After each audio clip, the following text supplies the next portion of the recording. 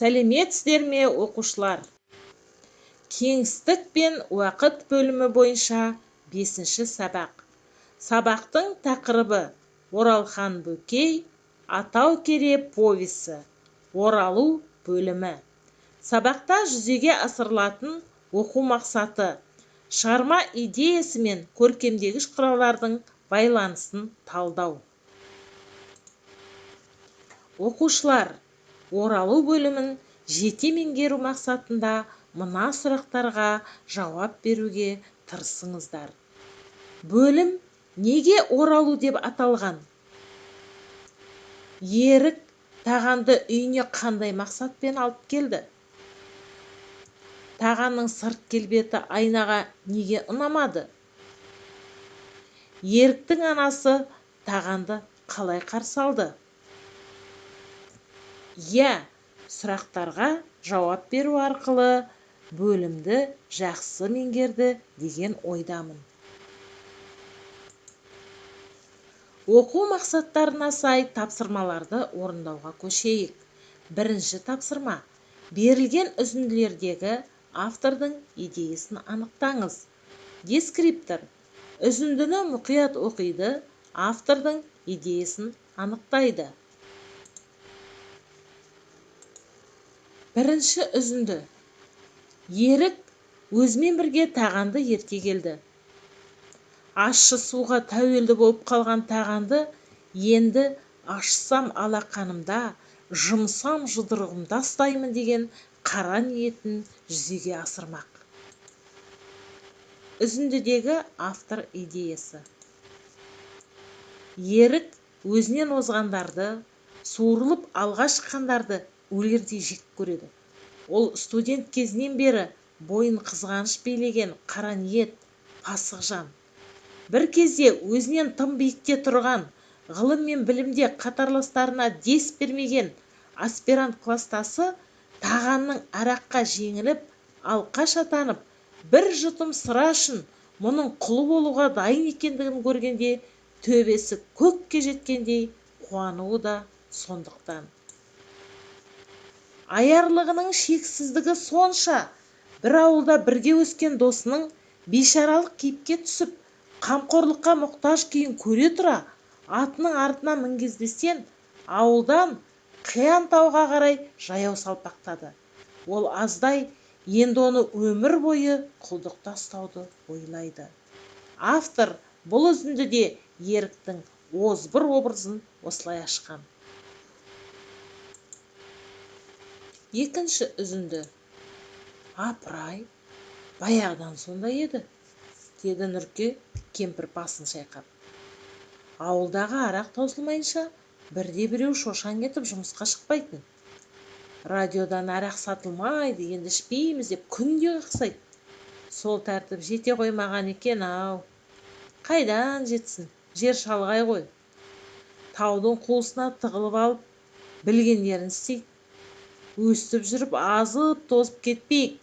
Атау керелерін ішіп жатқанын сезбейді ау, жасаған ем. Үзіндідегі автор идеясы. Атау кере адамның өлер алдында яки ақтық демі таусыларда ғана ұрттайтын сусыны. Бұл үзіндіде автор қоғамдағы тамырдан ажырау, ата салттан безіну, тамырсыздық, тексіздік сияқты этикалық моральдық қағидалардың осы ащы судың кесірінен туындап жатқанын айтқысы келген. Үшінші үзінді. Еркек адам есіктен еңселі кірер болар. Ұры иттей жан-жағыңа жалтақтап, жанарыңды түсірме ұлым. Ерді кебенек ішінен таны деген.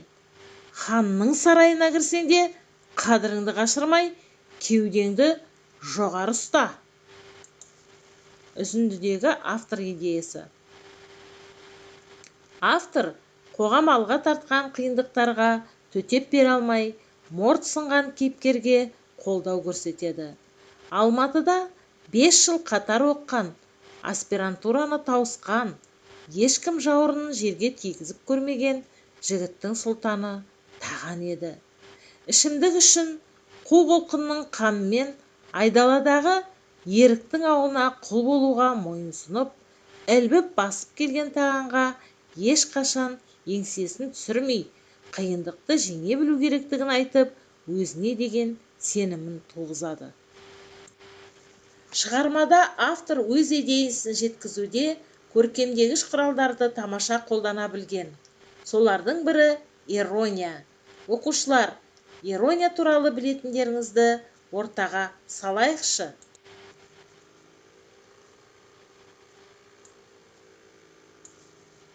Я, дұрыс айтасыздар. Ирония дегеніміз грекше ирония келемеш, кекесін, адамға, зат пен құбылысқа сырттай жақсы баға берсе де, ішкі мағынасы қарсы келіп, келекеге айналдыратын құбылтудың бір түрі. Ал енді оқу мақсатына сай екінші тапсырманы орындайық. Шығармадан еріктің сөзінде кездесетін иронияны тауып, оны автор идеясымен байланыстырыңыз. Дескриптор шығармадағы еріктің сөзінен иронияны табады. Иронияны автор идеясымен байланыстырып, мәнін ашады.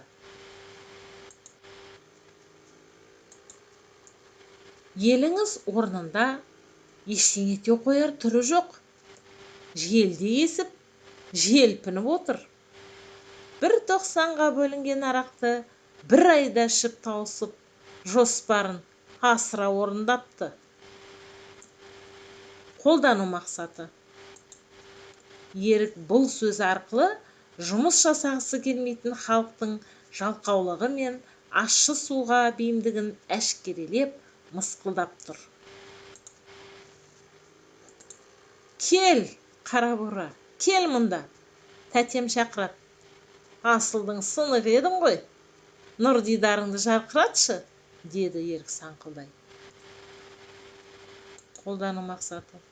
Ерік бұл сөзді тағанды кемсітіп, келеме жетіп, оның Нұрке ананың алдында абыройын түсіру мақсатында айтқан. Сонымен, шығармада қандай мәселе туралы сөз болады? Шығармада жеңіліс пен жеңіс, түңілу мен үміт, қиянат пен қайырым, аярлық пен адамдық, марғаулық пен махаббат арасындағы тартысты күрес керемет баяндалған.